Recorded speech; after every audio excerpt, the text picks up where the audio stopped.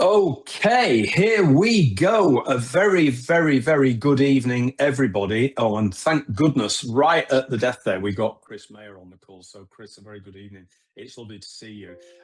Welcome, everybody. The first thing I'm going to say to our guests in the audience tonight, and it might well be a statement of the absolutely obvious. But if you are in the audience tonight, if you could stay on audio but stay off video, then that would be really helpful. Because if the whole audience joins in on video, we won't be able to see anybody because there'll be too many faces, as it were. But I am delighted to say that even less than 60 seconds in, we're punching the top end of 80 people in the audience already. And I've got absolutely no doubt whatsoever that over the next 5 or 10 minutes, that audience size will increase. So an absolutely brilliant good evening to you all. We're going to be working with you for the next 90 minutes. We're going to go through till 8:30 tonight.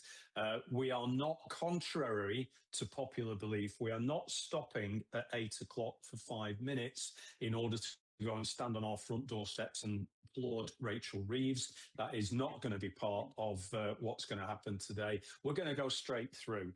And the second piece of housekeeping that I'm going to ask also of our audience tonight is that we do welcome your questions, but we would like questions to be typed, please, into the Q&A box, not into the chat box. So if you want to chat to each other off stage, by all means, go ahead and look at the chat box, type in there. But I, as the moderator, will not be looking in the chat box. So if you put anything in there, I can't see it. But I will be keeping a very, very careful eye on the Q&A box. If you're on Zoom, if you're unfamiliar with the platform, down at the bottom, you've got a menu bar. If you can't see Q&A on the menu bar, right over on the right-hand side, there's a little circle with 3 dots in it and the word more written underneath it. If you click on that circle, it will give you a little drop-down menu. You'll be able to click on Q.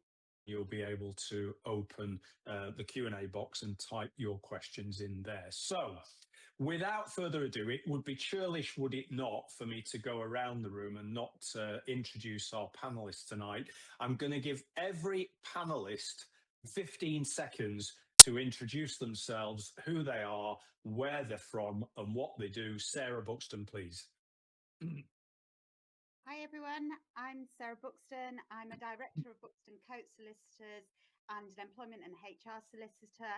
We're a niche firm that act for dentists in all aspects of buying, selling and running a dental practice. Very polished. Pat Langley, please. Thank you. Good evening, everyone. So I'm Pat Langley. I'm a dentist, still registered at the GDC. My specialist subject for tonight is compliance, which may or may not come up as a question, but I founded Appeline in 2010 and then partnered up with FMC a couple of years ago. And now we have dentistry compliance and lots of other practice services. Thank you very much indeed. Mark Simic.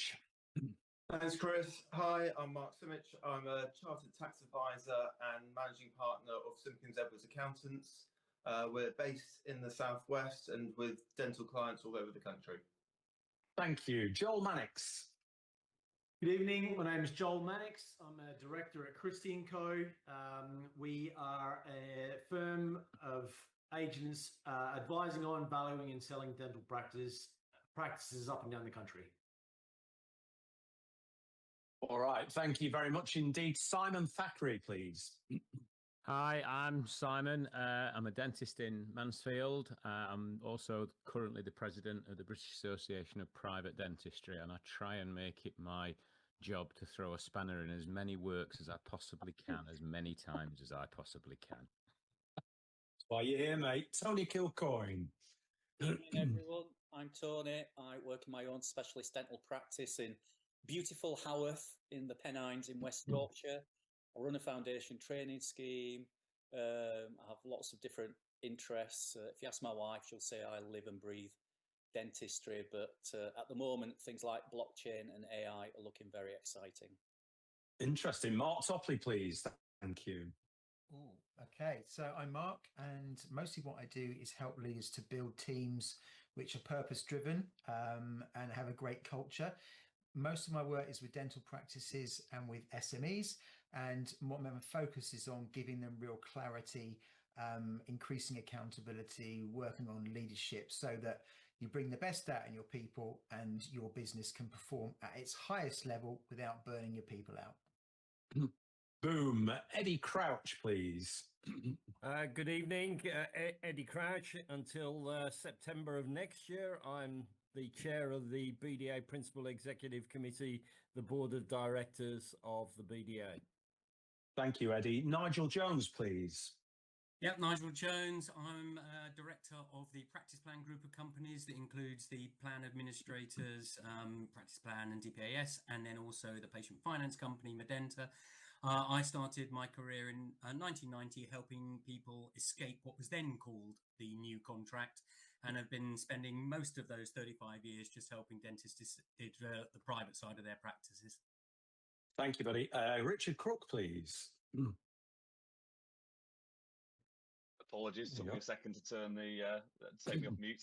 Yeah, Richard Crook. I've worn a number of different hats within dentistry for a long period of time now. I led the M&A team. My dentist now was IDH for a long period of time. Run a brokerage within the sector, and spend most of my time at the minute with an accountancy firm that has about 2,000 dental clients registered with it across the country. Thank you, Richard. Chris Mayer, please.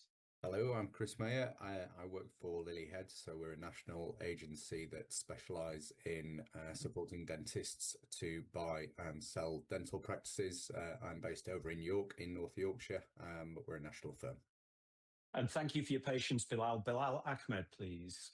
Hi, my name's Bilal. I'm Chartered Accountant and CEO of Heathhill Green. We're Chartered Accountants, tax advisors and business strategists. I'm currently in the south of Manchester, and a mouthful. Indeed. Thank you very much, Bilal, and thank you and welcome everybody. Now, it's been a great day for Turkey because they've had the Pope around. It's been a bloody awful day for turkeys because it's Thanksgiving. And yesterday we had a bit of a turkey, didn't we, delivered to us by the Chancellor. So I'm going to go very, very quickly around the room. And can I say to the people in the audience, we're happy to take your questions on any aspect of this. We're happy to take questions on the budget. We are happy to take questions on the Chancellor's commissioned investigation with the CMA into the pricing of private dentistry. We are happy to take questions, frankly, on any subject to do with the business and ownership of dental practices. We're probably not going to do clinical questions tonight because there's plenty of other forums where you can get plenty of people to do that kind of thing, but we'll take whatever you can throw at us. And so, as I said earlier on, those Q&A boxes are there for you to put those questions. But Sarah, just before we start, I'm going to do a little bit of a sidebar into employment law, because I know we've had a bit of breaking news, haven't we, in the last 90 minutes? So do you just want to share that with us, please? Yeah, sure. We have. It's in respect to the Employment Rights Bill, which has been ongoing since Labour came into power. And what's happened is basically it's been the subject of parliamentary ping pong. So it keeps going back and forth to the House of Lords. So they haven't made any decisions as to what's actually coming in. So we're guessing. But what they have said this evening is that Labour have backtracked on the amount of continuous service that an employee will have to be able to bring an unfair dismissal claim. So currently, an employee needs 2 years service before they can claim ordinary unfair dismissal. After 2 years, you have to have a fair reason and a fair procedure to bring somebody's employment to an end. What Labour wanted to do is to bring the unfair dismissal right to day one. So the use of the 2-year period where we can exercise our rights to see if an employee suits and fits basically the risk of having a claim if you let somebody go right from day one was going to be very high. But what they have said is that they're no longer going to go for day one, right, and that they're going to extend it to 6 months. So no longer 2 years, but it will be, you'll have a 6-month period where, as an employer, we really need to be able to assess whether the team member suits and fits for our team, because after that period, the risk will increase in terms of having an employment tribunal claim. Thank you, Sarah. And I know that we were talking before we went on air tonight, and you were saying also that you felt that it was appropriate that we should mention the Fair Work Agency, which is due to be established in April 2026. Would you like to just tell us a little bit more about why you believe it's important to talk about that? Yeah, I think it's really been downplayed in the media, but I think it's going to have a huge impact on businesses. The main reason, I think, for the introduction of this Fair Work Agency, which is supposed to be established in April next year, is that the employment tribunals are jam-packed and they can't get through proceedings. So at the moment, for example, in the work that I do, we're not having hearing dates listed until 2027. So it's taking years to get justice for anybody at the moment. So what they're doing is they're establishing this agency, which will have the power to be able to see if you are compliant with employment legislation, in particular payments of holiday pay, notice pay, national minimum wage, if you're paying your apprentices correctly, etc. And if they get a report, then they have the legal right to look at what you're doing. So we're going to have to make sure that we're all compliant and that our compliance is up to date and that we've got the right documentation in place. They can force you to pay the staff whatever they think should be paid, but also you will have to pay their fees or their costs in respect of doing that. So if they do decide to take enforcement action and they find that you're in the wrong, you will pay their costs of enforcing that action. So it's extremely costly. They can also put penalties on you. And I've read that the penalty, for example, if you get somebody's holiday pay incorrect and they say, right, we're going back 6 years because you should have been paying holiday pay for this individual over the last 6 years, they can force you to pay the last 6 years worth of holiday pay, plus they'll put a 200% penalty on that. So when we start looking at some of the associates who potentially could be workers or employees, that's an eye-watering amount of money. Plus, on top of that, you'll have to pay the Fair Work Agency's fees for coming to this conclusion. And I think it's been downplayed in the media, and I think we all need to be prepared for it in terms of making sure we've got the right documentation in place and that we are ensuring that we're paying the staff correctly in accordance with the employment legislation. Thank you, Sarah. Any comments from anybody else on the panel about what it is that Sarah has just had to say before we get stuck in to the budget? Anybody want to put the hand up and say anything? Simon Thackeray, thank you. How easy is it to practice in a different country? Because there's no point in practicing in this bloody country at all. You know, anybody would think that they want to just drive everybody out of business. And I think it'd be the people. Emigration was one of the things that was picked up, that the healthcare sector, that we're losing staff because of the way that we're looking at the employment legislation. And that it is one of the areas where it's been noted that emigration is of concern because the benefits of moving abroad are better than what's been presented in the budget or with the employment legislation. And I think with the likes of like artificial intelligence, why would you not go down the AI route rather than employ somebody? if you've got all this hassle with it.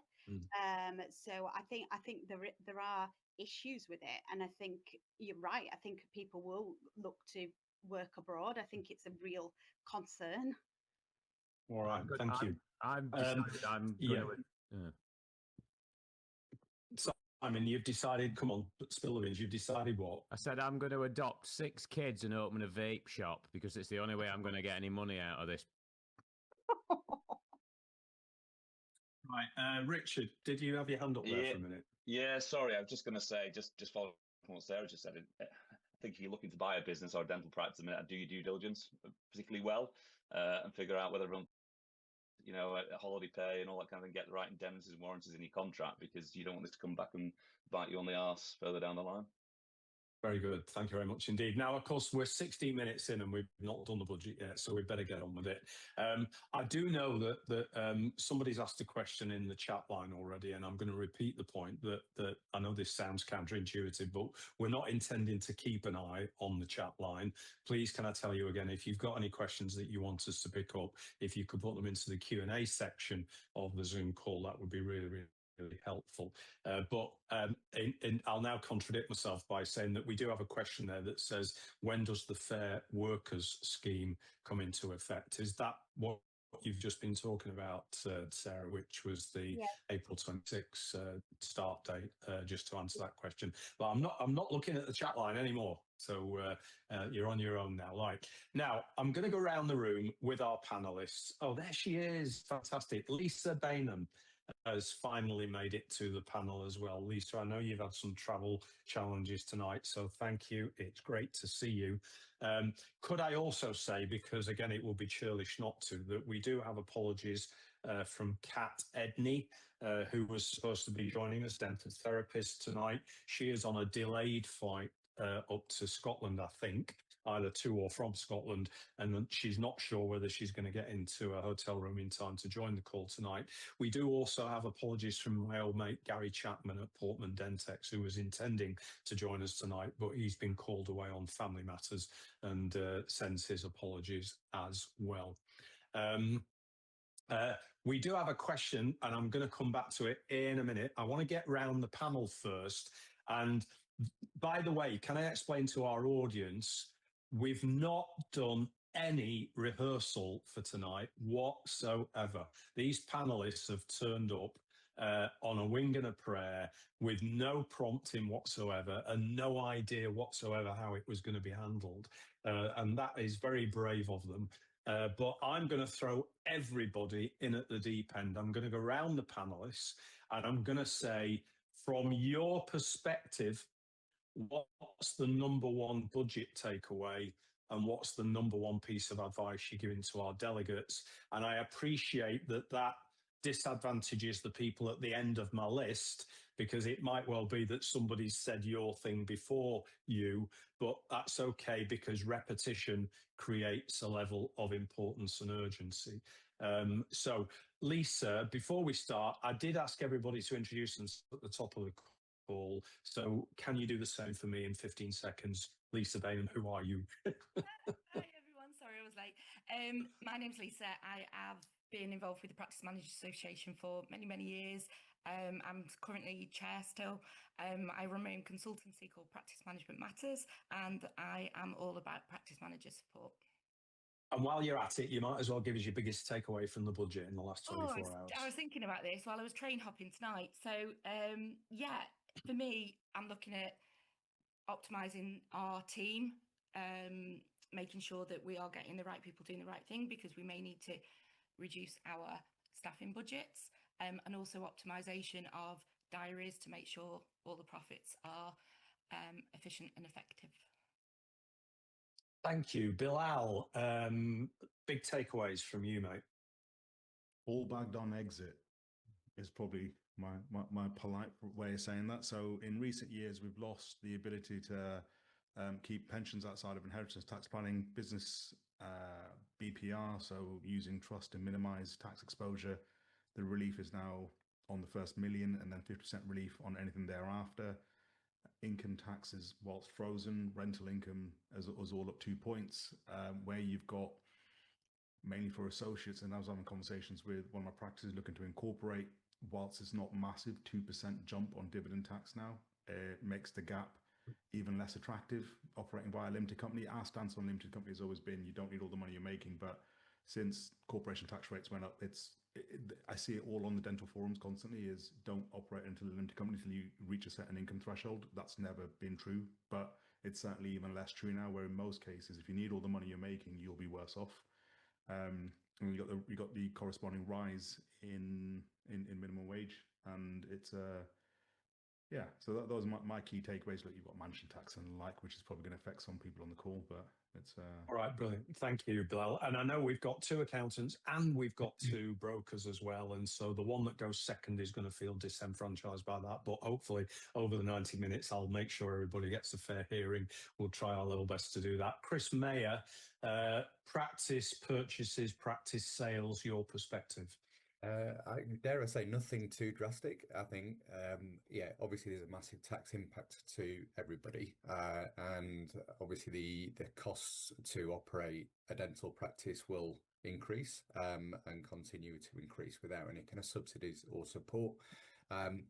Keep an eye on your profits because that's the thing that ultimately impacts your value. But from my perspective, in the main, dentistry is still very investable, so it doesn't change life goes on.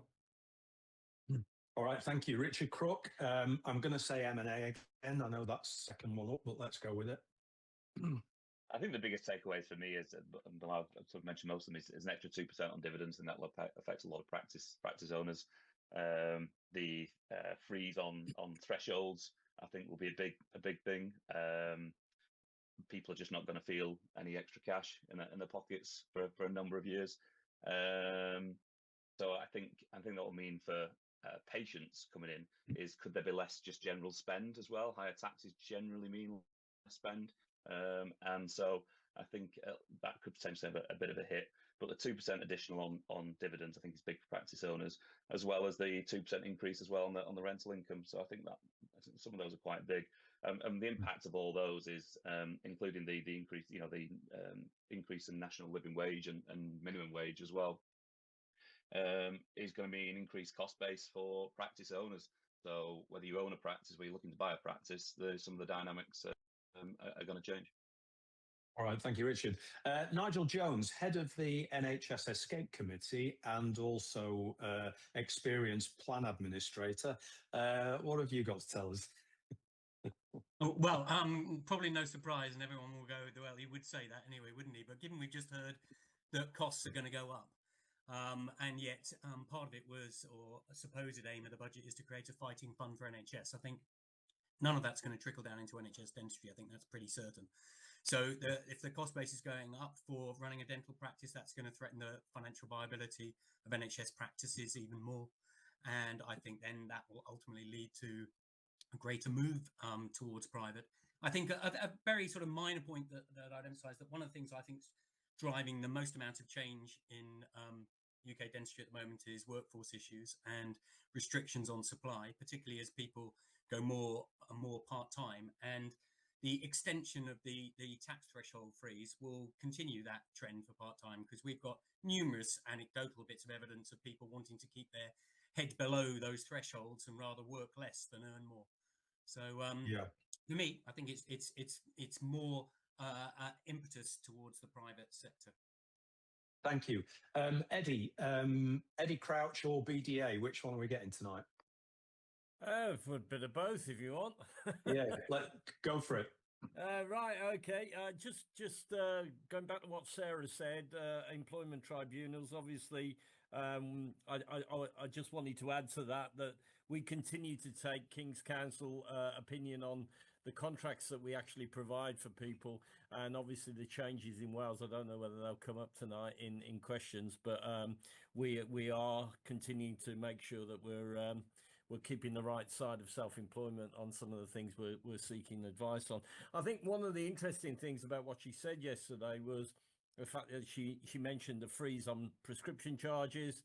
The fact that she didn't mention NHS dental charges means probably that isn't going to be frozen.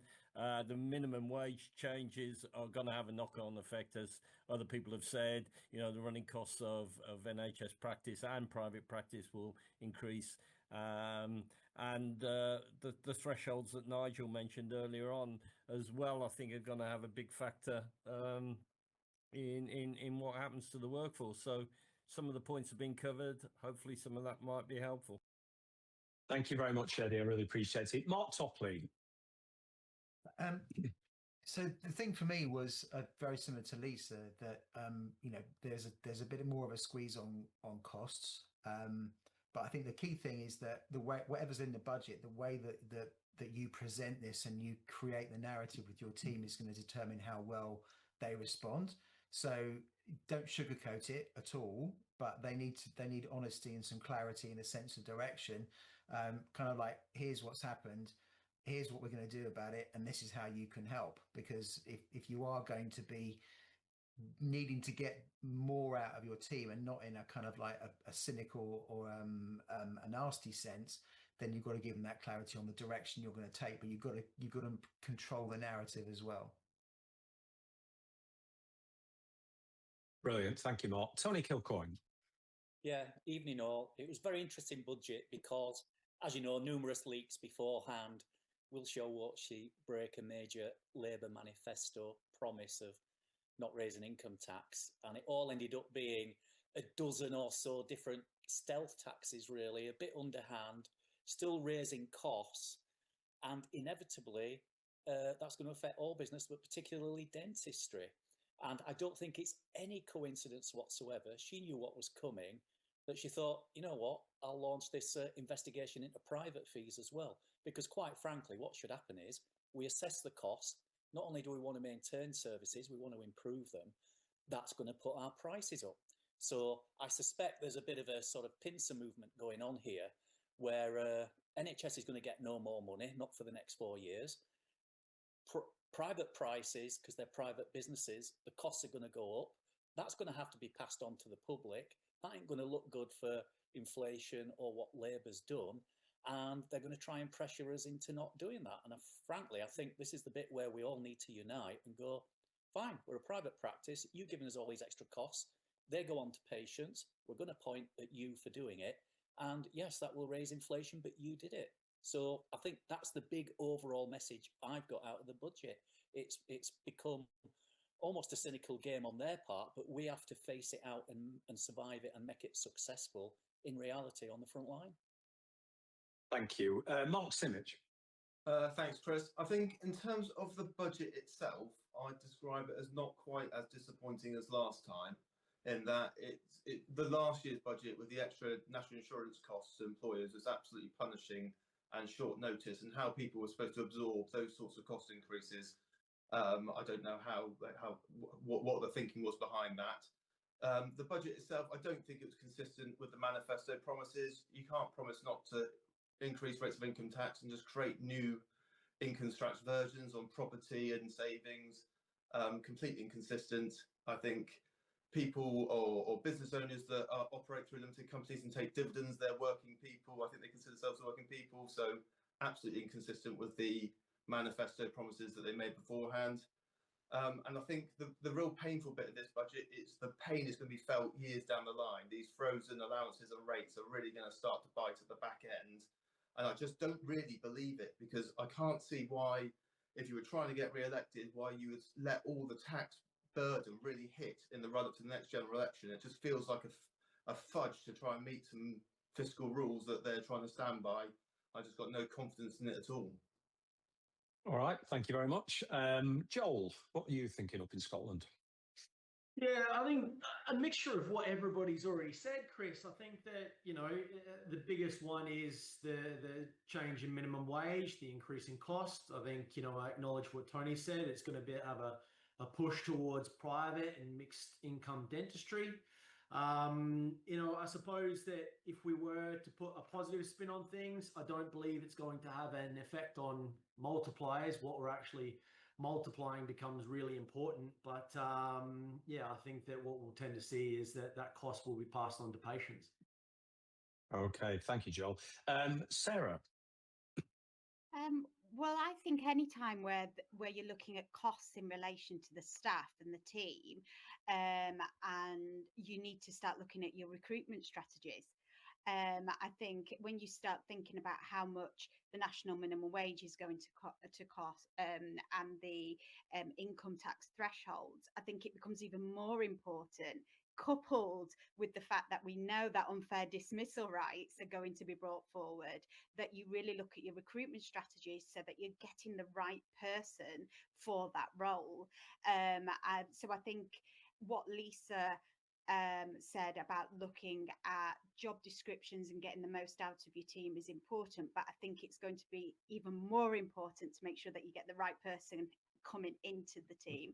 And that's one of the things that I'll certainly be looking at with my clients. All right, thank you very much indeed.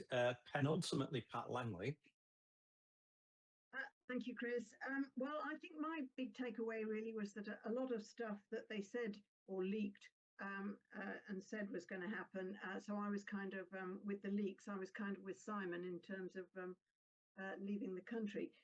But I think the take-home message from that, I think, is really be careful that you don't act on rumours and speculation. Just wait and see what's actually going to happen. I think that jumped out at me.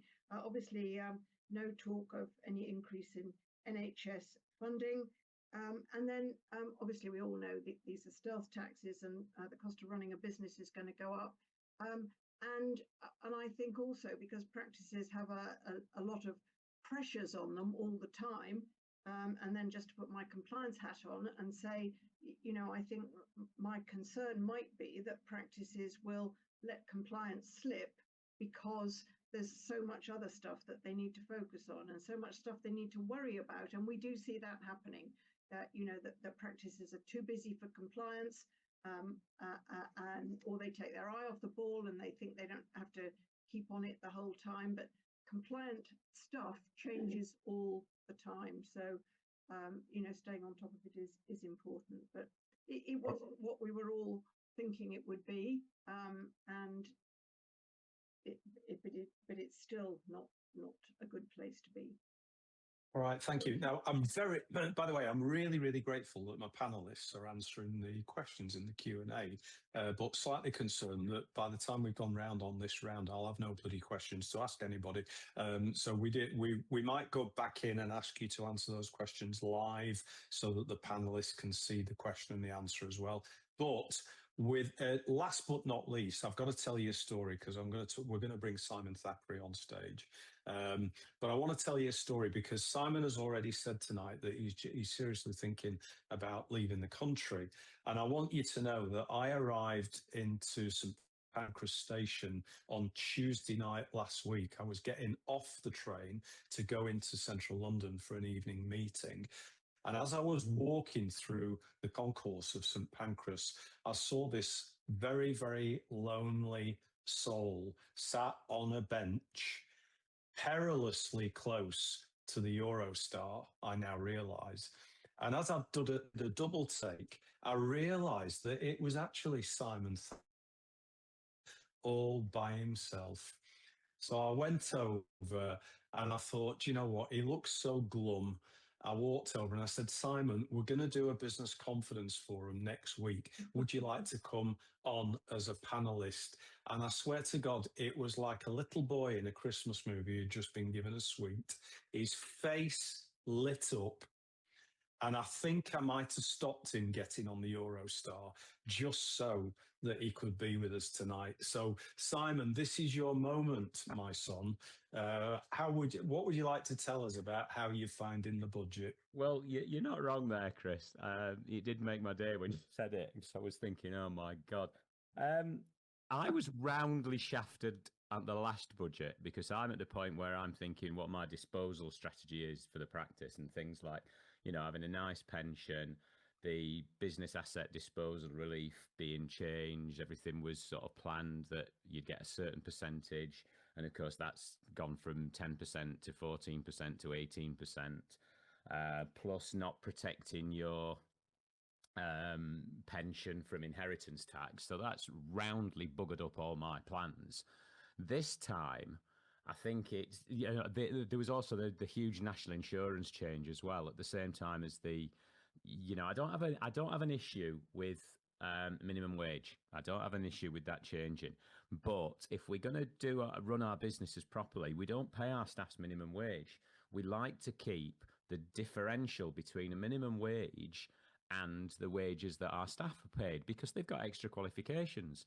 So when that goes up, naturally you want to increase it by at least the same amount or more if you possibly can.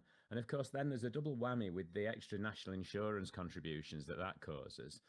And, you end up with something like a 4% rise. I mean, my maths is awful, people will tell you, but a 4% rise in the national minimum wage, by the time you've given that to your staff, compounds with the national insurance to about 8 or 9%.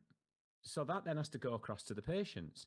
So you're talking about a way over inflation increase. I mean, I know Eddie at the BEDA, they've done some work there that was showing something like 24.5% dental inflation in the last 6 months or over the last term or whatever it was.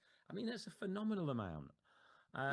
So I think things like that, for me, they're the take-home things. And without getting political about it, we've got to create a working environment. And I've got a fantastic team, and some of them of the age, some of the girls of the age where their next thing will probably be children.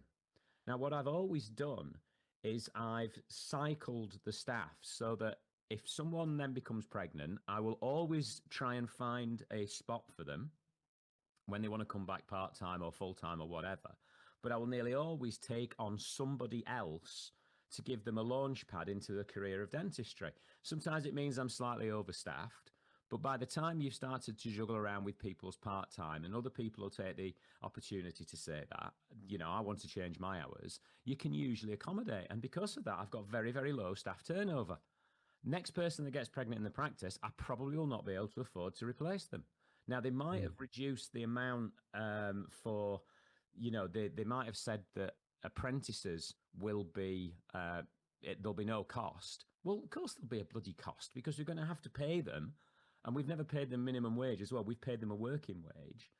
So, yes, it might only be one person, but if you scale that up onto 18,000 dental practices or 11,000, whatever it is, that's quite a lot of people who might now not be getting employed because of just the sheer cost. And it's like what Lisa says, you're going to be looking at, do I actually need you when you want to come back? Can I do that?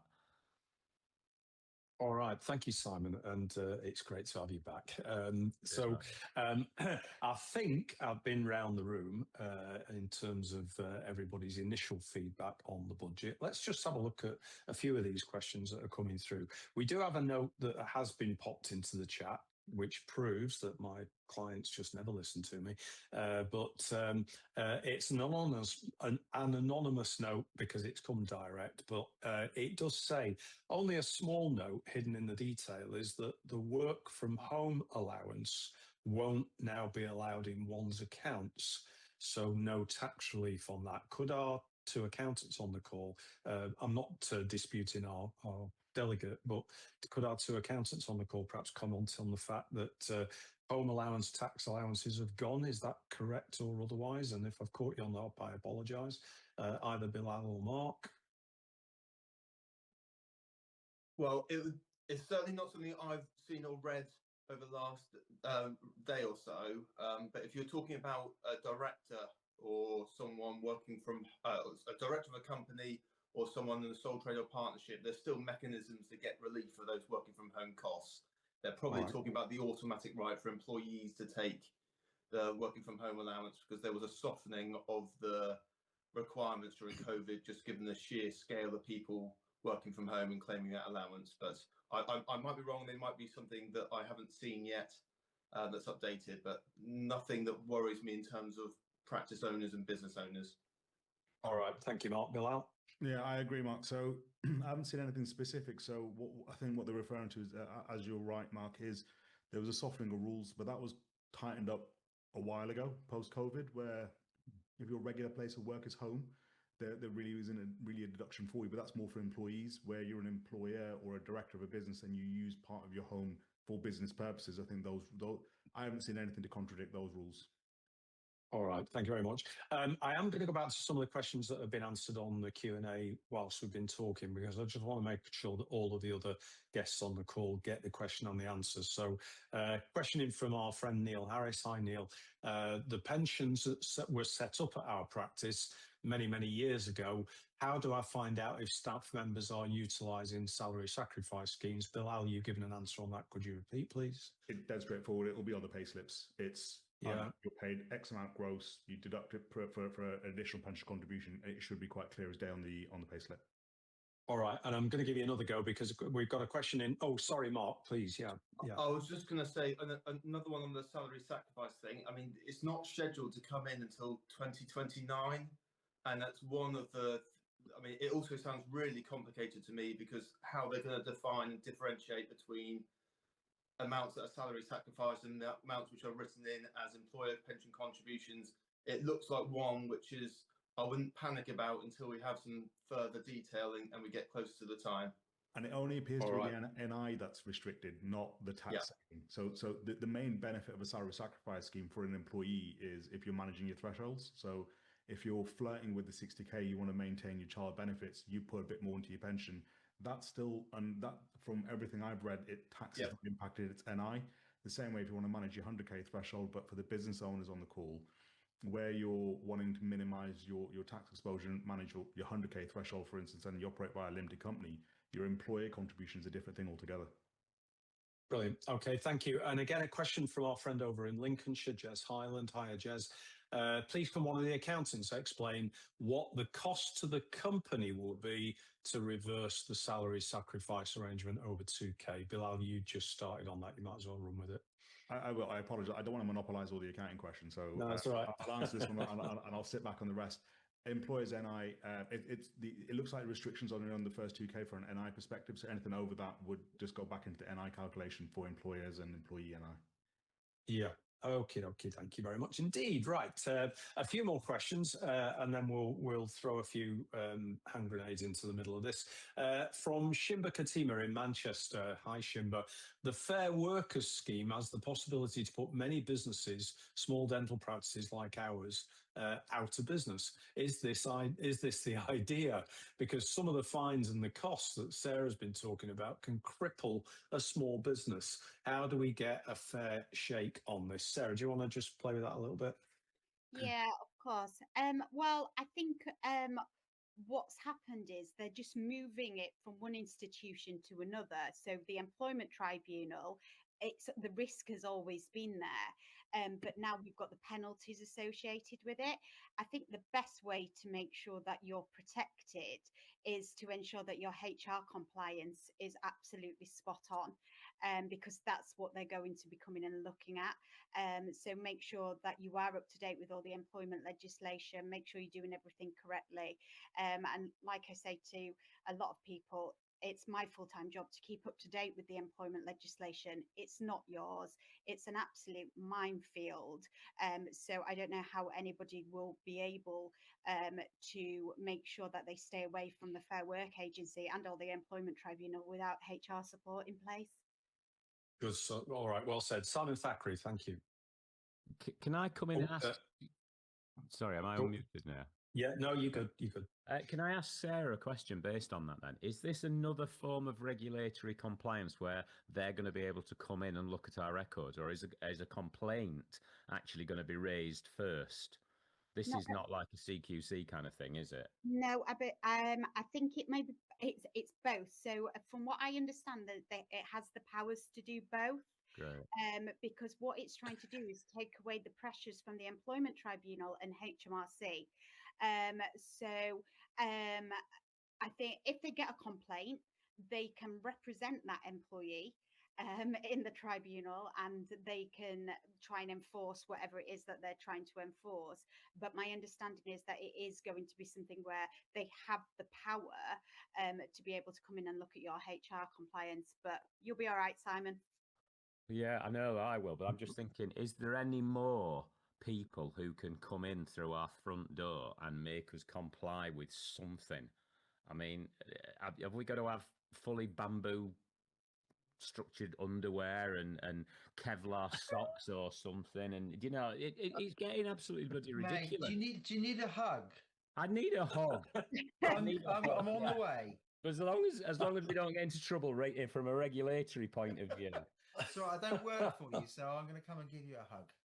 That's all right then. No touching. I think the point with this is what the worrying point is this is going back to 2016. This is from the Taylor report, which I think we spoke about when we were doing this confidence forum over COVID, because they kind of parked the Taylor report because the pandemic happened. And that Taylor report said that none of the institutions work together. So you've got the Employment Tribunal, HMRC, GDC, CQC, whatever the institutions are, none of them work together, and they want to bring it in line, and they want to lighten the load, if you like. So this is why they've done it. But it's just, you've just, as a practice, you've got to make sure that your HR compliance is in tip-top shape. All right, thank you. Tony. Yeah, just to come in very quickly. It's a common tactic, really, where they set up a new regulatory body. They make you, the employer, or whoever they're regulating, pay for it. And then that employs a load more people at zero cost to the government. And then they just introduce a load of penalties and tripwires. And of course, Sarah's quite right. Yeah, have a HR in tip-top condition. But the truth is, we don't know where some of the tripwires will be. And it will be so easy for any disgruntled employee to just go make a complaint and trigger this. A bit like, you know, if someone wants to be vexatious and use the GDC and weaponize it. So they've got nothing to lose, and it is yet another cost and regulatory burden on the employer.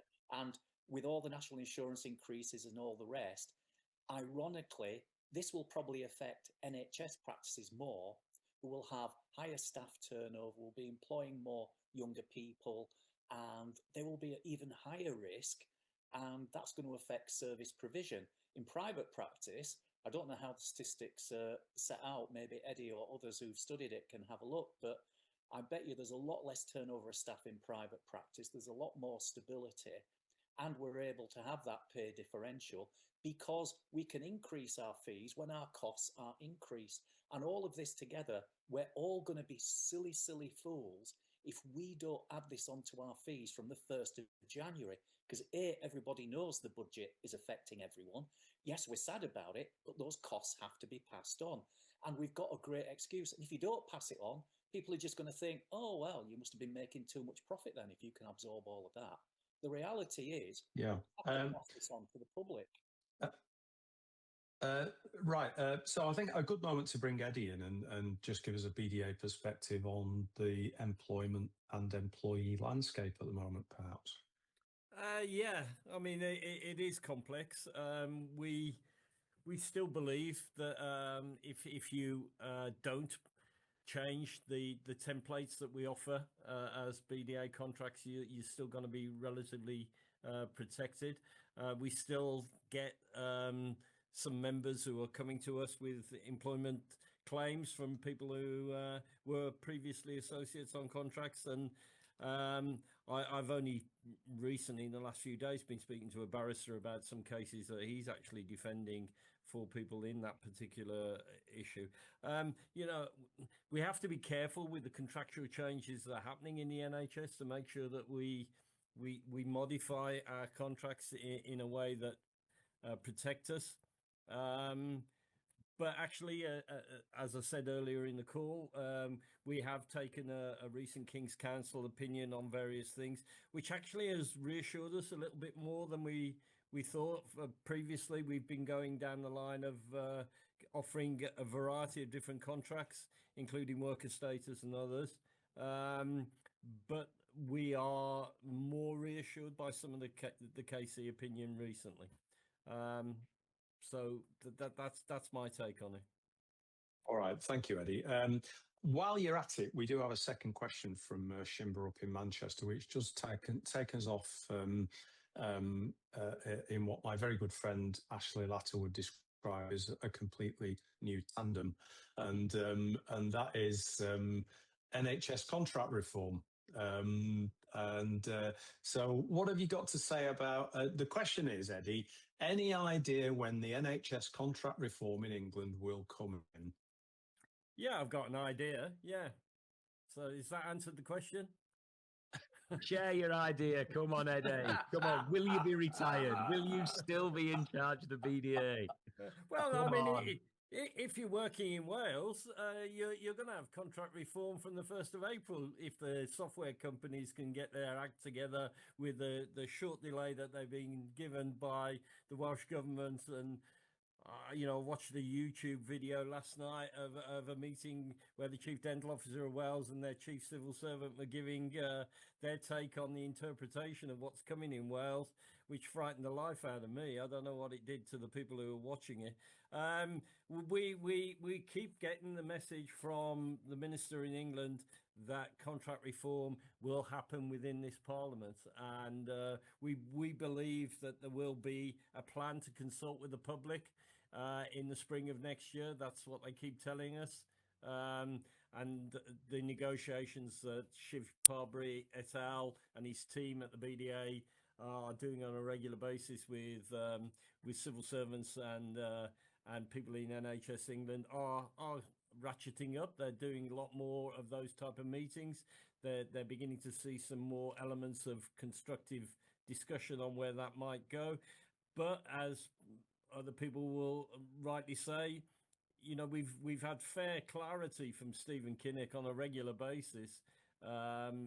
Most recently at the GDC last week, when he was the guest speaker at their leadership event, where he said that we have to deal with the budget as we've got, and as Simon said earlier on, we're not going to get any new money invested into dentistry.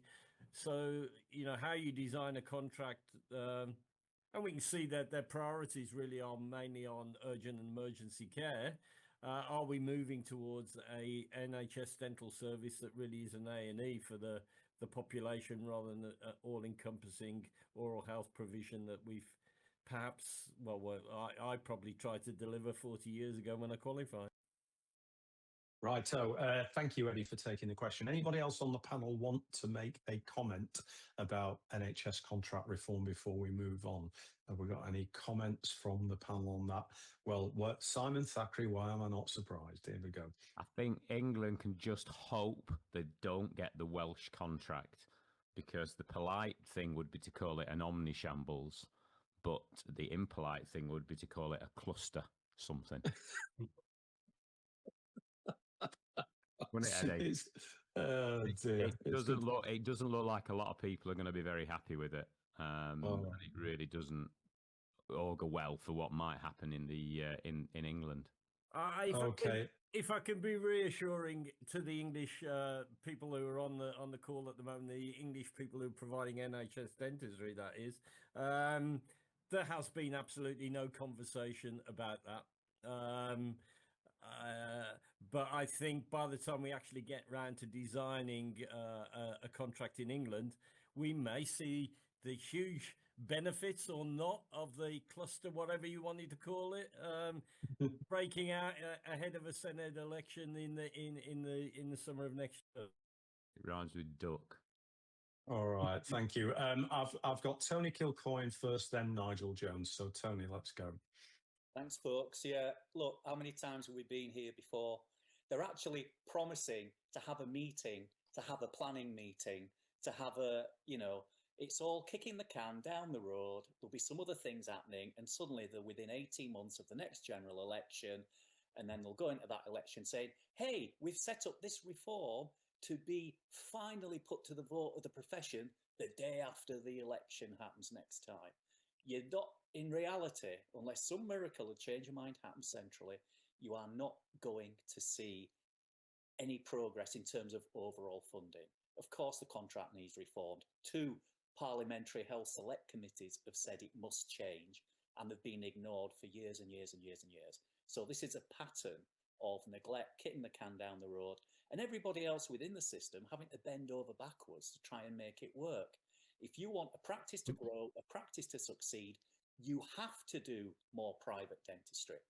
Whereas before it was, shall I, shan't I? You have to do. 99% of practices that are more than 50% NHS have to do more private dentistry.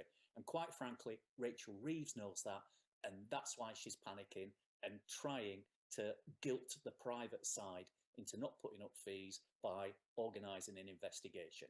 It's classic black book civil service tactic. Thank you very much, Nigel Jones. I think I largely agree with what Tony's just said, I would say. But I think that I have been surprisingly impressed by Stephen Kinnock, actually. I think he's been more frank, more informed, more knowledgeable and more candid about the challenges facing NHS dentistry than anyone I've seen in my 35 years of observing change to NHS dentistry. And that gives me some slight hope that they have actually properly understood how difficult the situation is. I'm intrigued. The CMA point, I think, is fascinating. You could definitely interpret it in the way that Tony's just put, but you could also interpret it that she's covering her back ahead of that A&E only service that Eddie just alluded to, that if actually you're going to force certainly people in employment to pay privately for their dentistry, you need to have proven that it's actually a fair market before you do that.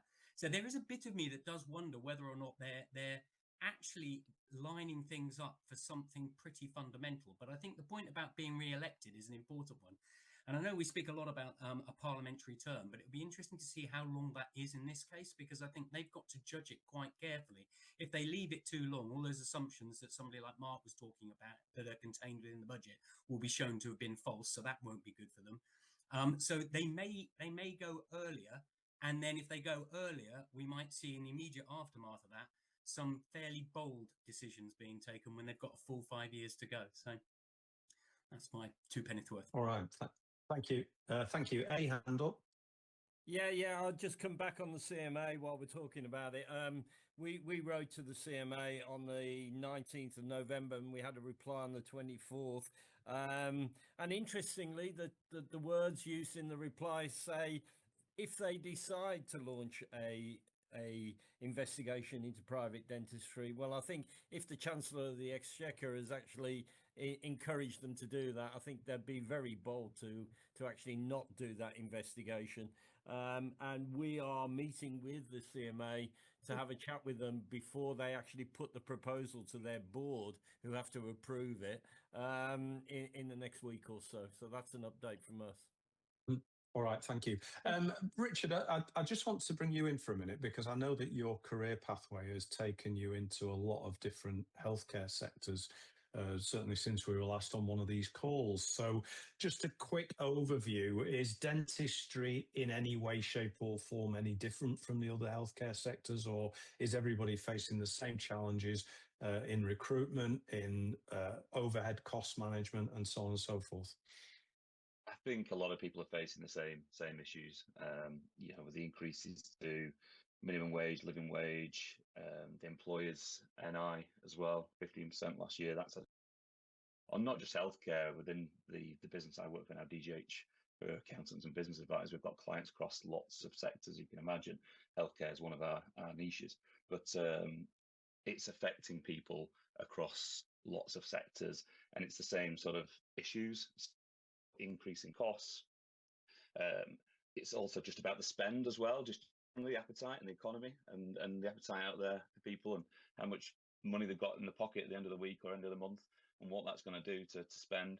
I would say other healthcare, dentistry. Look, dentistry's got a lot of positives. It's whether you're an NHS or you're private, people need their mouths looking after ultimately, and they're always going to need that, and therefore it's a safe sector. From an investor point of view, will continue to be a safe sector as well. These increases in some of the costs, obviously people that are investing in the sector will start to have a look at that and see what it means to profit margins and margins that they can make on it, and it'll potentially have a bit of an impact around valuation as well, more about the profitability of practice rather than maybe the multiple that's been applied to that profit level. But I think you're seeing a lot of the same issues across a lot of the healthcare sectors and wider, other sectors as well, to be fair. All right, thank you, Pat Langley. I'm just going to bring you in a section, and we have a question in there from Rami Magdi. A very good evening, Rami. Which is, considering what Lisa and Sarah have talked about, are we better off focusing on full-time staff and letting go of part-timers in order to tighten the expense and the control of the team? Just, I'm interested in your perspective, not just as somebody who's involved in the compliance area, but somebody who has been operating as an owner for decades.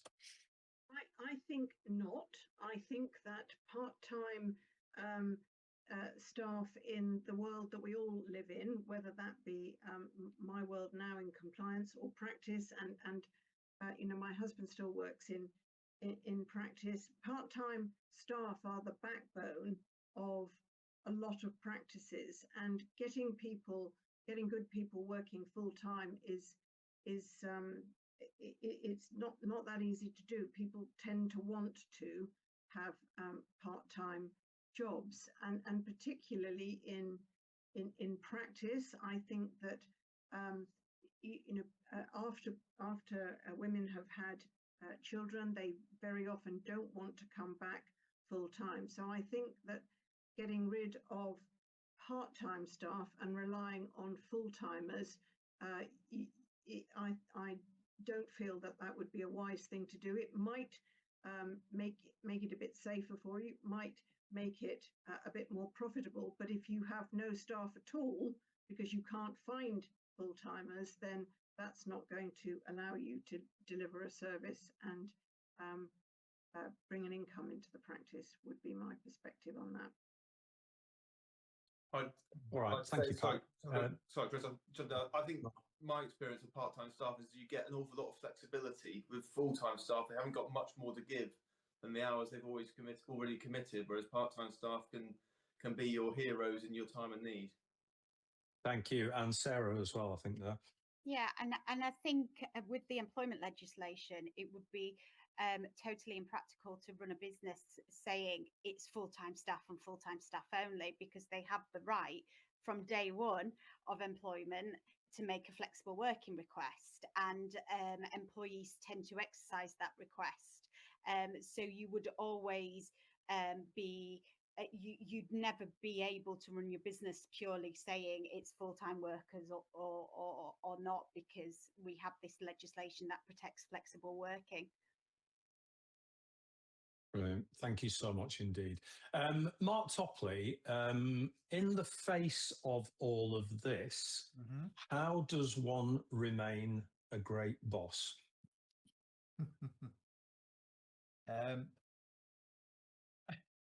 I think the key thing is that I might have told this story before, so forgive me if I have. But in one of Jim Collins's books, he talks about the Stockdale paradox, which is this Admiral James Stockdale, who was a prisoner of war in the Korean War. 6 years he survived in an internment camp. And when he was interviewed, when he came out, he was the most senior officer that stayed in a prisoner of war camp. When he came out, they asked him the question, you know, how did you manage to survive? And what he basically said was, well, it wasn't, you know, the people that survived were not the optimists. They, you know, the pessimists were the ones that went first, because it was like, well, it's all doom and gloom, you know, we're all doomed. And you know, that was that. They just died. But the optimists were the next ones to go, because what they basically did was said, well, it's okay, we'll be out by Christmas. And then Christmas comes and goes, and of course, you know, they're still not out. And so they then get, well, then we'll be out by Easter, and then that comes and goes, and then they get disappointed and die. He said the people that survive are the people that can confront the brutal facts of their reality, but retain an unwavering belief that they will prevail in the end. And I think that's exactly what you need to do. It's like, I'm not going to sugarcoat this for you. These are the realities that we've got to deal with, but I have absolute faith and absolute confidence that we as a team can get through this working together, which is where that whole purpose and clarity and you know, empowering the team to work with you. I think I said at the beginning of 2025, I thought that this was the year with the team. Getting the most from your team would make the difference. I still believe that, and I think that's even more true going into next year, and that requires great leadership, which is, and the Stockdale paradox is one part of that, I think. Okay, thank you. Simon Thackeray, I think you need to take Mark Topley on that offer of a hug, because I'm just slightly concerned you're going to be one of the first to go, mate. The way things are going. Although I'm staying in Derby tomorrow. I'll come and see you, mate. I'm in London. Oh no. Well, I'd just like to say, Simon, I have been actually having a look whilst we've been on the call. There's an 8:01 out of St Pancras to Paris, Gare du Nord. You could be there for lunchtime. 345 quid buys you the Premier service. You get 3 pieces of luggage, exclusive lounge access, priority queuing, and all-seat fine dining and drinks served by a dedicated on-board team. I've got the Trainline app open now if you just want me to go ahead and get it booked. Yeah, shall I get it booked? Drums on. Will I get my drums on board? All right. The luggage there. Right. Tony Kilcoyne has offered to answer this question live, again from Rami. How can we communicate the staff costs to patients and our fee increases? And are we looking at a 30% fee increase here to fund all of this? Tony? Yeah, I saw the question. I was going to answer it, but then it said do it live. Look, we're all going to have increased costs. You have to do your own figures, your overhead down south compared to mine in Yorkshire or whatever the different costs are. But you'll come up with a number. And remember, you've got to plan a year ahead.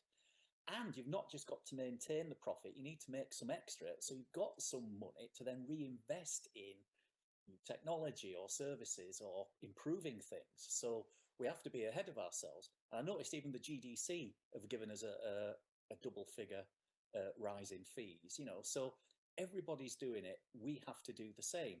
Now, if it's 30%, okay, you might stage it through the year or whatever. But my tactic's always been, when I put up the fees, and I know this is probably Chris will kill me because that's not exact enough, Tony, because wages are different to your overall overhead. But if I put up the fees, if I say, look, we're putting up the fees 10%, 20%, whatever, that's the pay rise they get. And the reason I do that is when patients moan, complain, feedback, and you'll always get a few, I want my staff to feel like, yeah, well, we deserve that. Oh, you got the wage rise. Yeah, we got that wage rise as well. That's how all costs have gone up.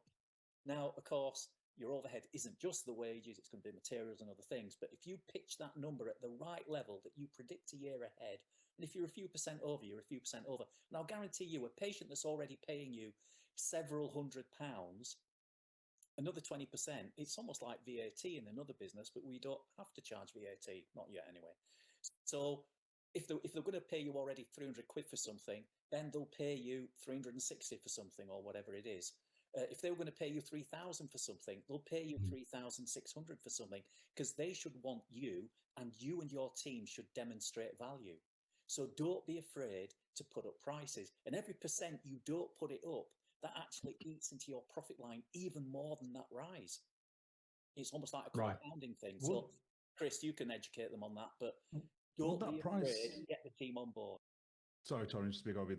That price increase, so we see this in practices quite a bit, where especially post-COVID, where inflation went a bit crazy, and then you've still got the associate taking 50%, and that's half of it just gone out the door, and they benefited from an increase in pay for no extra work. So before it even gets anywhere near your staff or anything like that, it's disappeared out the door with your associate. So if you're going to take that opportunity to review your pricing, it's probably a good time to review your associate contracts at the same time. That wasn't controversial, was it? Okay, thanks, Bilal. And right, so we're going to carry on a little bit further on this theme, but I know, Bilal, you're offering to answer Zainab's question, which is, how does the budget affect a practice sale? So Chris Mayer, Joel Mannix on point here, but let's go to Bilal first. How does the budget affect practice sales, considering the tax position? And let's put some perspective in here. I did a podcast interview with Paul Graham at Christie & Co. A few days ago, and he shared with me on the podcast for public consumption that Christie & Co. had just had a record month in was it October, November? I can't remember. It might have been November. Record month for the number of transactions that they dealt with. And I'll be interested to ask Bilal and Joel and Chris. What do they think is going to happen to sales and purchases? Is it going to drop off a cliff while everybody gets the breath back, or what? Bilal, off you go. So I'm going to let the more learned people on the transactional side talk about the other side of things. But what I want to talk about from an introspective perspective, Zainab, is a lot of what's changed in the background has impacted how I will sell my practice, my accountancy practice. So my long-term goal was always to sell my practice back to my staff. For a couple of reasons. Is bank funding, it's super easy when it's a management buyout. Banks love it. Super secure business. And for me, it would have given me 100% capital gains tax relief. So using something like an employee ownership trust would have meant I would have ensured succession to my staff. I would have had zero capital gains tax to pay, and that saving I was going to go pass on to my staff. But that's now, it's reducing. It's now 50%. It's now 50% savings. So that's impacted my succession planning, my long-term succession planning. What I will do immediately, and this was always the plan before the 1st of April 2026, is I'm restructuring how my companies are set up and transferring my shares in my company over into my trust. So I still benefit from 100% BPR, business property relief, on my business before the 1st of April. So does it change when I sell it? No, because it's owned by my trust, and there's still other mechanisms in place. But the changes to business asset disposal relief are already known. Capital gains tax rates are somewhat unchanged in this process. So the mechanism by which people what impact does it have on practice sales? It depends on how you're planning on selling it, is the first bit. And the reason why we're seeing record sales, because it's been a busy year for us on the due diligence side of things as well, is business, the rates are going to go up again. So people are very, very eager to get their sale in before those rates bump up again and they lose more of their value on the other side. Okay, so that almost speaks to an acceleration in the number of transactions taking place in the market. Chris, let's bring you up on this and a Lily Head perspective on this, please. I think with regards to the acceleration, we saw that last April, and that was a crazy time for most involved. And obviously, we're going to see it in the lead up to this coming April as well. And I still think there's potentially a lack of awareness in terms of what that change is and means for some practice owners. So there's an education to happen out there, but if you're not on that journey already, it's too late. I think that's the reality. With regards to, obviously, we've talked a lot tonight around the increase in costs to operate. So that needs to be really carefully managed by those business owners that are kind of on the lead up to sale, because as we know that the kind of profit element will impact upon the value that you can achieve for a dental practice. And I think there'll be a lot of scrutiny with the awareness of prospective buyers, whether they're experienced corporate buyers, independent buyers, and a lot of caution thrown to it as well. And we saw that when we saw the economic downturn in that started in autumn of 22. So there's a consideration with regards to affordability, and it's all kind of dependent on the profit side as well. So when we're looking at lending, will the changes that are happening, will they drive down interest rates from a lending perspective? We don't know. Obviously, we're going to have to see if that's going to continue in that trajectory. As I said before, I think dentistry is still very investable from a buyer's perspective, and life goes on the basis that people will always need to or want to retire. So businesses will always be up for sale, whether they sustain at a certain level of value or whether those values drop or whether those values increase. It's just when that time comes. So that's my view. I'm going to pass over to Joel now. Yeah, Joel, thank you. Yeah, thanks. I mean, for me, dentistry it's a resilient sector.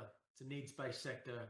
It's everything that we already know about it. But I think that, I mean, anecdotally, I've agreed a practice sale today. I've got 2 going through tomorrow. So I think that, that kind of speaks volumes of what people think. To Chris's point, like people looking to buy and sell will always be there. I think that what's been really interesting in the last couple of months, particularly, is that type of buyer, I think, has started to change a bit, and perhaps they're a little bit more sophisticated, but actually it's those that are willing to take more of a lead, and perhaps they're not necessarily going to be running the business in the same way that it's always been run, because they want the ability to be able to absorb some of those increased costs.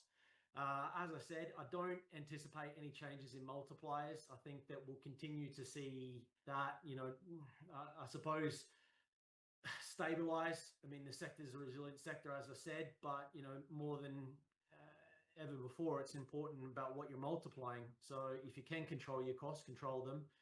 But I understand for a lot of people, that's easier said than done. So, for me, not doom and gloom at all. I think there's a lot of options out there. So there's always a buyer for a practice. We just have to find that right person. Thank you. And Mark, a final accountancy comment just on that little segue there.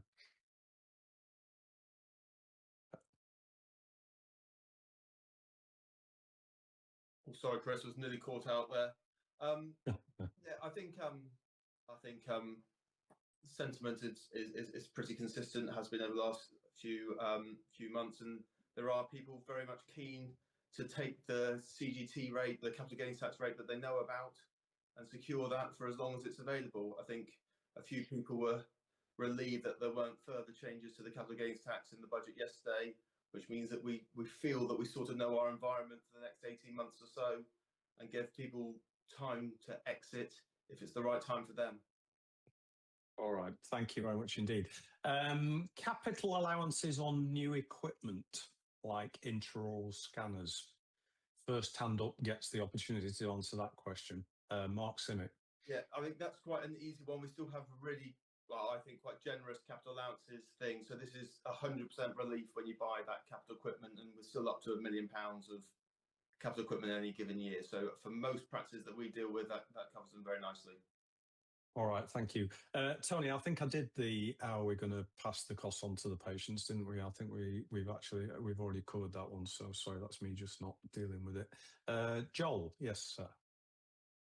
Yeah, just to finish off what Mark was saying there, I think that if you are considering an exit, investing in some new equipment, particularly the 25-26 tax year, if you like, if you're considering an exit in a few years, do it now. Benefit from that allowance. But what that is going to do, it's going to make your practice more attractive to incoming purchases in 3 years, whatever it might be, when you are looking to pull the trigger on it. So if you're looking to sell in the next couple of years, then make some investments now. All right, thank you. Time, I can't believe where the time's going. Richard, sorry. Sorry, just one comment from me. I mean, I think there's a bit of a panic on about people selling, and should they sell before the start of the new tax year. I think obviously if someone's going to sell end of March or 6th of April, they should clearly sell before the start of the new tax year. But I think it's always a bit of a dangerous one that we must sell before the start of the year. If you sold your business 6 months into the new tax year, you're going to earn probably in profit the amount you're probably going to lose in terms of the extra capital gains tax. So I think it's just something to be mindful of, and not get too carried away with. That if you sold your business 10 months later, you're probably going to make up more than the additional tax you'll pay in terms of CGT. Yep. Thank you very much indeed. A very, very quick one for Mark again, and it's Claire Lawson up in Yorkshire is saying, do those capital allowance reliefs include fixed equipment, for example, new chairs and fit outs in a practice, yes or no? Yes. All right, I go. That's happy, Claire. And I do want to bring in David Richards' question, because we haven't actually had any questions from the perspective of dental associates tonight. So let's throw this one in. Sarah Buxton first on this one, and I know Mark Simic has asked to answer as well. David Richards, thank you for your question, David. Do you think that there will be added pressure on associates to incorporate instead of staying as sole traders to avoid quarterly tax returns? Sarah, I know you had your hand up on that, and then we'll come to Mark. Yeah, I mean, we deal with a lot of associates who look to incorporate, and it is based on accountancy advice. So Mark will give his advice on whether associates can or not. But the first thing to know is that usually this only takes place in private practice, because if you incorporate, you can't take part in superannuation. And also to know that you must have a bespoke associate agreement in place. It's not enough to download a precedent from somewhere where potentially they just try and fill it in, put the name of the limited company in and hope that it works, because that isn't good enough for it to work in terms of how you pay the associates and how you're taking to make sure that the clinical treatment and liability, etc., all sits neatly. So you can't take a precedent contract and hope that that works for incorporated associates. You must have a bespoke contract in place. And we do these up and down the country for all, our clients to make sure that they are fit for purpose. And of course, we take liability for everything we do in that regard. All right, thank you, Mark. Simic? Thanks, Chris. I think this is making tax digital for income tax, which is coming in from April, and it's quite a fundamental change and shift and additional burden. So it's going to affect landlords or people with property income, and it also affects sole traders. So not limited company owners, not partnerships, but sole traders with income above £50,000 in a year. They're going to have to do quarterly submissions to HMRC and maintain digital records. So because we're obviously with healthcare and not getting involved in VAT, we've not really had to do this quarterly submissions in the past. It's something new to us. So associates and sole trader practice owners will have to get used to doing these quarterly submissions. So it will be a decision or a factor in their decision making. But just like yesterday, obviously the tax rate on dividends went up a couple of percentage points. So that was a little swing in favour of staying a sole trader. This is a little swing in perhaps in favour of a limited company. I wouldn't have thought it'd be the defining decision factor for anyone, but it's something there in the mix. Right, thank you, Mark. Eddie, I'm going to ask you to answer Jit Hindotcha's question, but I need you to do it in 60 seconds because we've got some housekeeping that we need to do. So Jit from Leicester, a very good evening. It's nice to see you. Question for Eddie. Reform without proper funding is just warm words. In practical terms, with no new money, rising costs, what specific contract changes do you think are non-negotiable to keep NHS dentistry viable? And if the Treasury won't commit to that, should the profession stop pretending this is a service that can be delivered on the current budget at all? It took me nearly 60 seconds to ask the bloody question, but if you could give us the answer rapidly, it would be great. Yeah, I mean, Nigel picked up on it earlier on. I think Stephen Kinnock is an honest chap, and I think we will have an honest and frank discussion about if you've got this much money to spend on dentistry, what do you want? They carried out a costings exercise where over 200 practices put their accounts in, which they remarkably have not managed to analyse in time for this round of the DDRB. You can read into that what you wish, but I think we're going to see a service in the future that at least is relatively profitable for an NHS practice to deliver, but it won't look anything like what it looks like now. Brilliant. 7 minutes to go. Do you remember the good old days of the Business Confidence Forum on a Thursday night, where the very last thing that we did was that we went round the whole panel and we asked everybody to answer the question, what are you confident about right now? Bilal. Great question. What am I confident about right now is it's not great, but it's nowhere near as bad as we thought it was. So it's a minor inconvenience for business. Life goes on, everything will continue, and there's nothing there that says we have to do a massive shake-up on the way we operate or the way we change or the way we trade or the way we do anything as a business. Certainly from an accounting perspective, a lot of it can be managed through maybe cost efficiencies, tightening our belt, or putting our prices up, and the rest of it is compliance on the back of that. Thank you. And if anybody doesn't follow Bilal on his Instagram account, you need to look for Heath Hill Green. Heath Hill Green. Bilal, Instagram, absolutely epic. It's well worth following. Lisa Bainham, President of Adam, Practice Manager and Practice Management Consultant. What are you confident about? Oh, I'm confident that even more than ever, we need to make sure our practices are shipshape.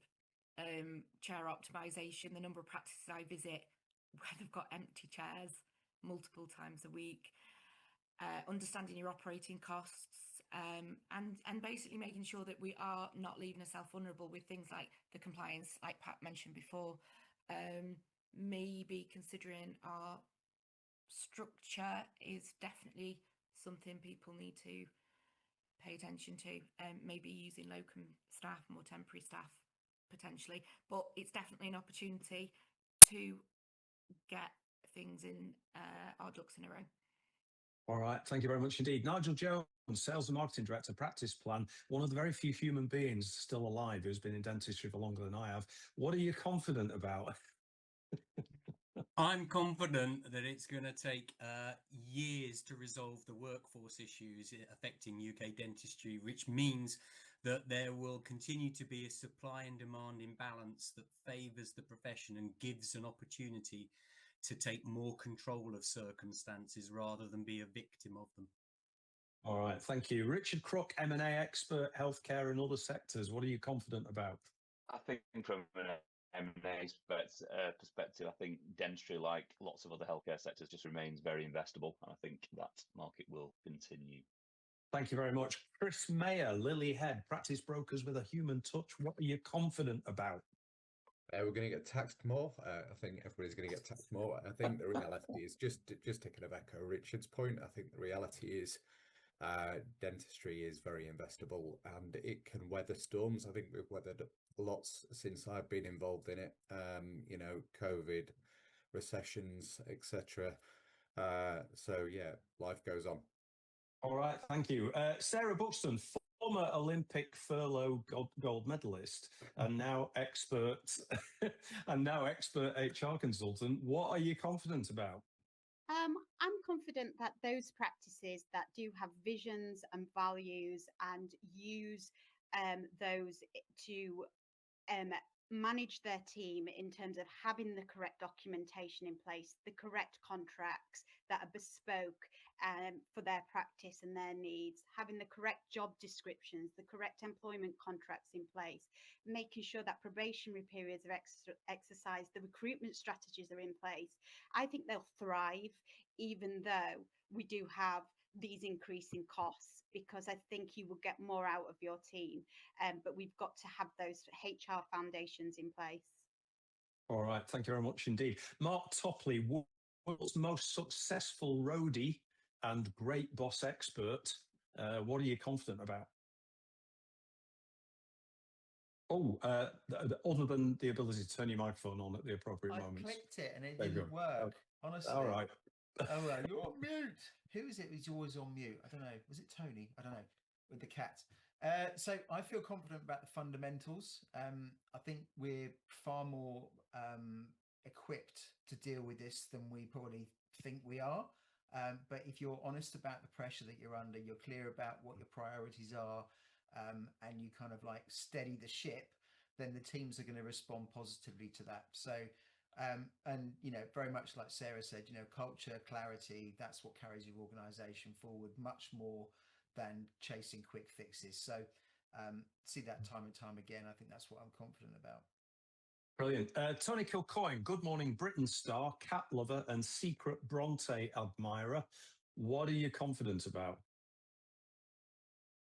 Other than the fact that he's turned his microphone off as well. There we go. Oh, we're going to have to come back to him when he's found the button.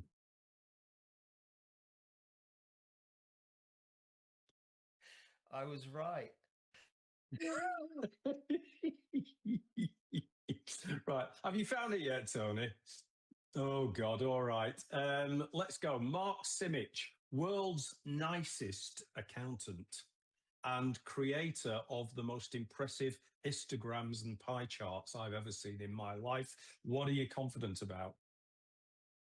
Thank you, Chris. I'm confident for the industry as a whole, really. I think we're luckier than most in that, especially those involved in private dentistry, we don't have to take the price that's given to us. We get to set our own prices. So as long as you know your numbers, you get organised, you treat it like a business, set your prices accordingly, and know that if it's uncommercial, it's unsustainable. So don't feel bad about being business-like in your practice. All right, thank you. Joel Mannix, one of the best salesmen I've met in the dental landscape, even though he masquerades as a practice broker. What are you confident about? I'm confident that the transactions are going to continue. Confidence remains in dentistry.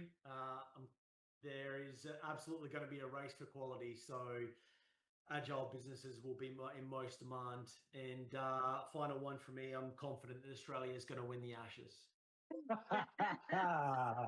Oh, well said, man. Thank you very much indeed. Pat Langley, longest serving dental expert that I know. What are you confident about? Apart from you, Chris. What are you confident about, Pat? I'm confident that AI is going to dramatically change huge amounts of stuff that we do. So sorry, I've gone off on a tangent here.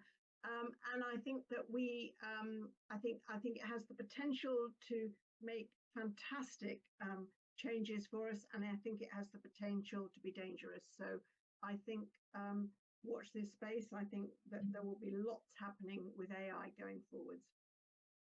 All right, thank you. Simon Thackeray, the Ginger Baker of private dentistry and winner of the Victor Meldrew Award for optimism in the marketplace. What are you confident about? Well, I'm confident that tonight there is nobody making elf on a shelf memes about me like they are doing to Rachel Reeves and Mr. Starmer. And that arguably, no matter what I do in the next 4 or 5 years, there's no way I could achieve the amount of unpopularity that they have managed to achieve in such a short period of time. I think I'm reasonably confident that, you know, dentistry will bounce back from all this because it always does. You know, we've got this fundamental skill that unless they completely deregulate it, which they're not going to do, we are still the only people who can do this skill, and there's still no greater privilege than to look after another person's health. And the fact that, you know, we're here, there's 47,000 of us, whatever, on the register, and we support this massive infrastructure that is the dental profession. And I don't just mean the dentistry that's done. I mean everybody who sat around this table who is not a clinician. You know, everybody thrives from that, and that's going to continue because it's still going to be needed. It's still going to be there no matter what this government does or the next government does, and whether I'm still sat in it or whether I've retired. So it's going to be there for the future, and that's a good thing. All right, now Tony's found his button, but before we go there, Eddie Crouch, if you ever wanted to have a dad that knew all about dentistry, Eddie would be your choice. So Eddie, what are you confident about, Dad? Right. Well, a few weeks ago, I was on BBC Breakfast with Kerry Katona, right?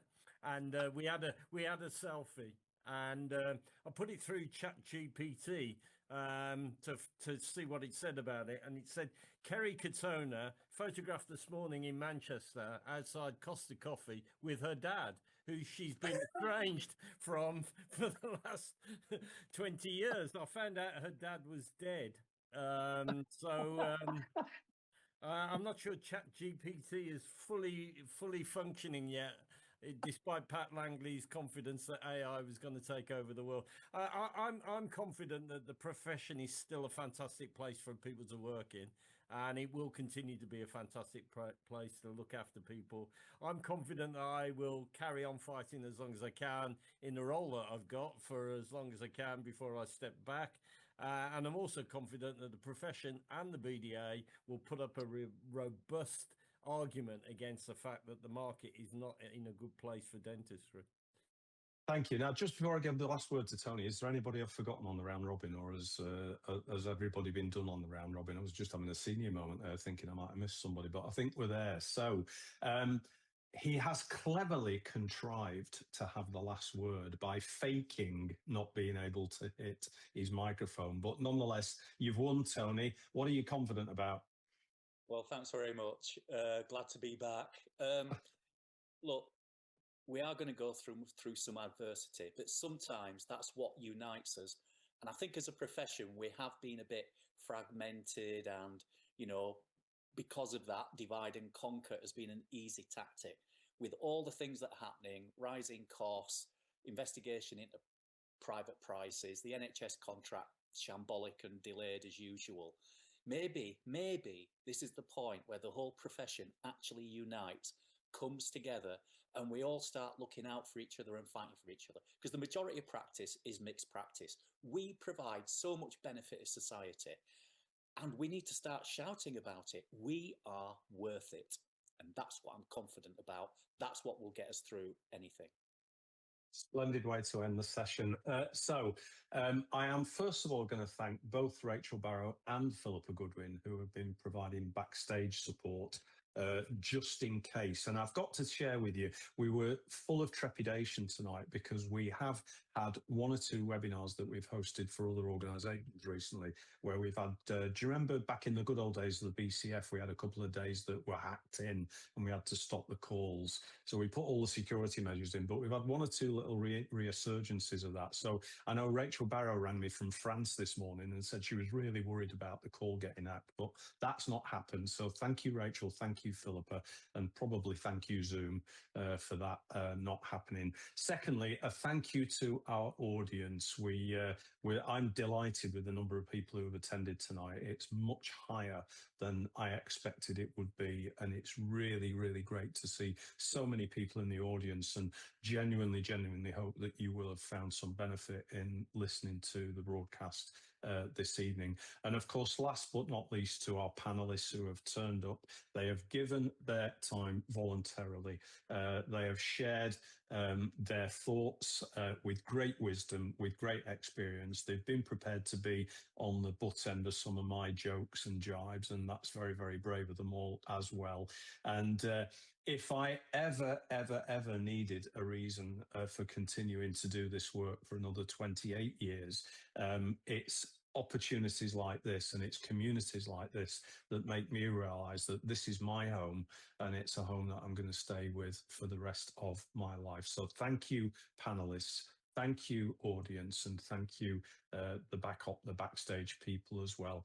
A part of me says, I hope we don't have to reconvene this forum again for a while. But at the same time, I also know that should we need to talk about urgent and important matters, then we will reconvene this forum, and we will always give you a platform in which you can hopefully be reassured that with the type of people that we've got here in this room tonight, we cannot fail. An absolute privilege, a pleasure. As always, to everybody, stay safe, stay well, and we'll see you next time. Bye for now, everybody. Bye-bye. Cheers, everything. Well said, Chris. Cheers. Thank you.